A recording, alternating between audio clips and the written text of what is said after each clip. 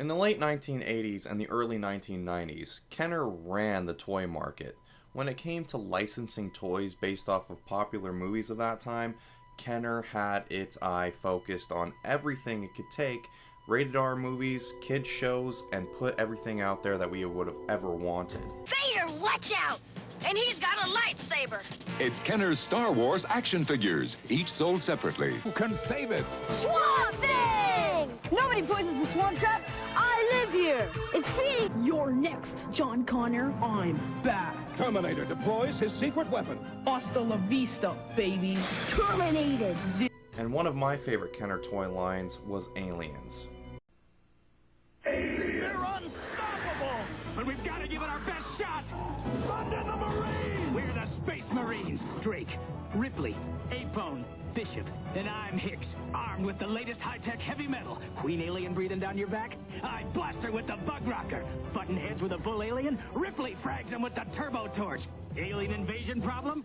Send in the Marines.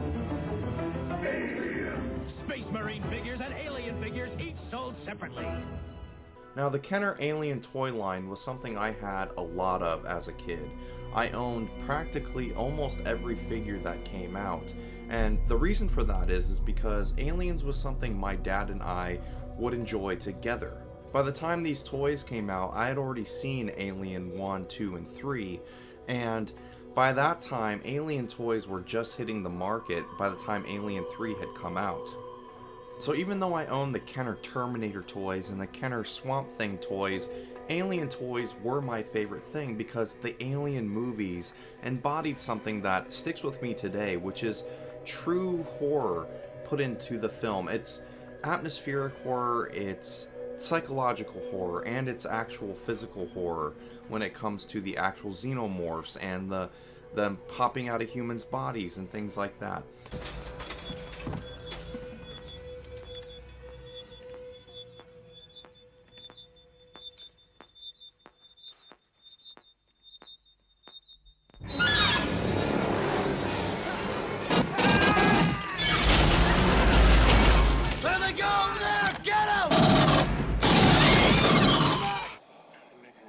Just below the knuckle there.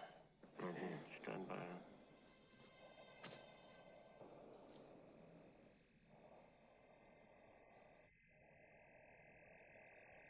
Good God.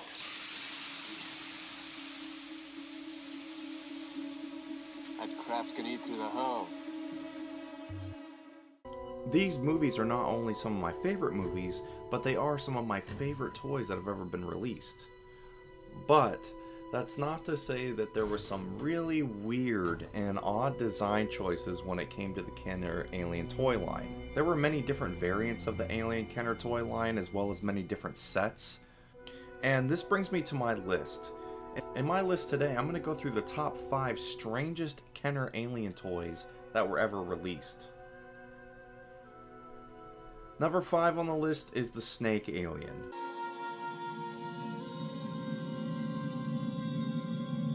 Now, despite its really cool design, you may be wondering why the Snake Alien's on this list. Well, when you look at it, yes, it looks like a snake. It obviously has the serpent-looking body, but at the same time, has this rib cage that's sticking out looking like it's going to grab something. And it also is very odd to me when you are looking at this. You've never seen anything in the Alien universe when it comes to reptiles. You've always seen stuff when it comes to animals such as dogs or things like cows and bulls. That all makes sense.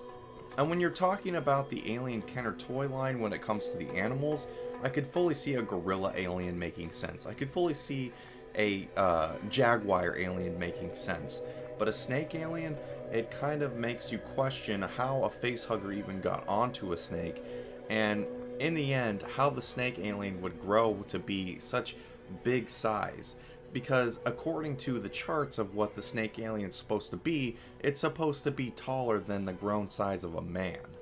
Even though I think all of these toys are very cool and something I'm very nostalgic for, I have to point out the flaws here. Number 4, the Killer Crab Alien.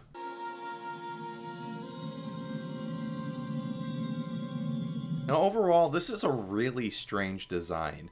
It almost looks as if the designers of the toys didn't even know what to do here, and they kind of just took elements of different alien toys that were already out and threw it together and tried to come out with some sort of different alien breed to get kids to buy more. And even though they did, you got to admit, when you're looking at this, what says crab to you about this at all? Look at the pincers. Yeah, there's pincers on this, but at the same time, this could be pincers for any other alien species that's already been out. When you look at this, you're thinking, a crab. Sure, it's got the colors of dark red like a crab would have, but at the same time, you're wondering, why would there ever be a crab that's gonna lurk inside of the ocean or the water? It just doesn't make any sense, especially because there hasn't been any real aquatic aliens, xenomorphs, ever been set up in the universe. It makes you question and wonder what they were even thinking here when they came out with this design. Now this is more of an iconic Kenner alien toy, and this might cause some controversy, I don't know. But you have to admit, number 3 on this list, the Mantis Alien.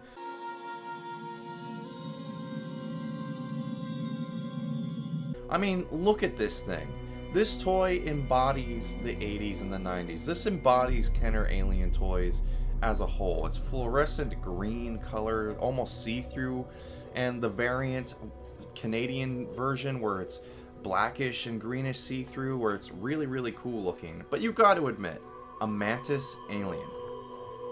How would this even work in the alien universe? How is a xenomorph facehugger going to attach itself to a bug? A bug. The facehuggers, as we all know, are about this size, the size of a man's face, to get around a man's face, and it's literally this. The mantis is this size, okay? Sometimes mantises are this big.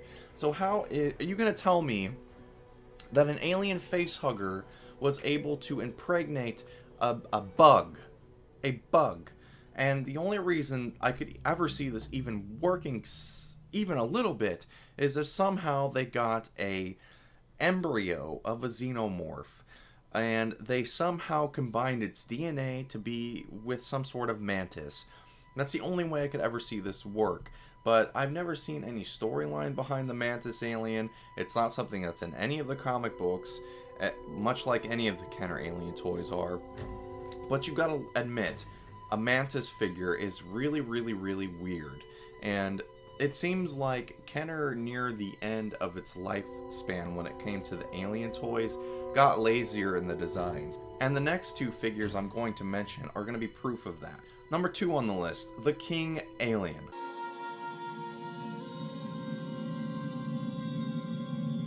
Now, I have many problems with the King Alien figure. Number 1, it's just the Queen Alien figure with pincers put on the side of it and shaded a different color and said, here's the King Alien. The second problem I have with this is, in the Aliens universe, there is no King Alien. There is no such thing as a King Alien. Now, I know, this is all marketing, this is how you get kids to buy more toys.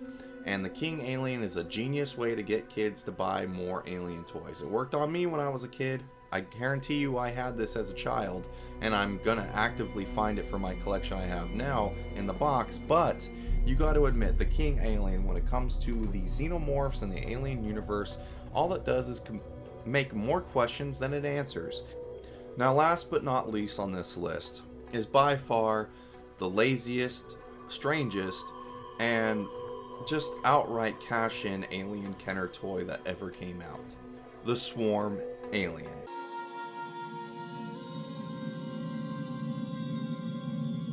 Now, this was a toss-up. It was hard for me to choose between the Arachnid Alien, which is basically a little spider-looking alien, again a bug, and the Swarm Alien, again a bug. How the facehugger from the Xenomorph alien universe was able to impregnate bugs and they grew up to be big enough to be a threat to humanity, I don't know. But if you look at the Arachnid Alien, yes, it looks very lazy. The design is very cheap. The face almost looks like a knockoff alien toy you'd find at the flea market. But the Swarm Alien, if there wasn't alien name printed on the box for this toy, you would have no idea this was an alien toy to begin with. This almost just looks like some sort of monster bug you'd be able to find in any other toy line from anything. It could be something from Godzilla, it could be something from Power Rangers, you would have no idea. It could be something from Ultraman. I mean, really, look at these toys. They are the laziest, weirdest designs I've ever seen. And again, when it came to the Alien Kenner line, and when they did anything with bugs, it always seemed to turn out really, really strange. And I'm not saying kids at a small age are going to be this nitpicky when it comes to alien toys. They're just going to want to get them. That's how I was as a kid. But at the same time, when I was a kid, I did see all 3 Alien movies when these toys were coming out, and I knew the difference between what were the bullshit made up ones and the ones that were actually based off the movies. And the ones that were based off the movies, it's not like they were picture perfect compared to the movies. I mean, you look at the Bishop toy and you look at the Ripley toy. The Ripley toy is probably the one that's the closest to her actual design, but when you look at all the other figures, they may have the name, but they really don't look like their movie counterparts, and that might just be because of licensing or something of that nature. But anyway, guys, I hope you enjoyed this, and I'd like to know your guys' weirdest Alien Kenner line that you think is out there. There are many variants to this, and this isn't even breaking down all of the Predator Kenner toy line that there is. There are a lot of different weird and strange ones with that too. Not to mention the vehicles. The vehicles had some very weird designs. Also, I think that they were just regurgitated for some G.I. Joe line for some of these Alien vehicle toys.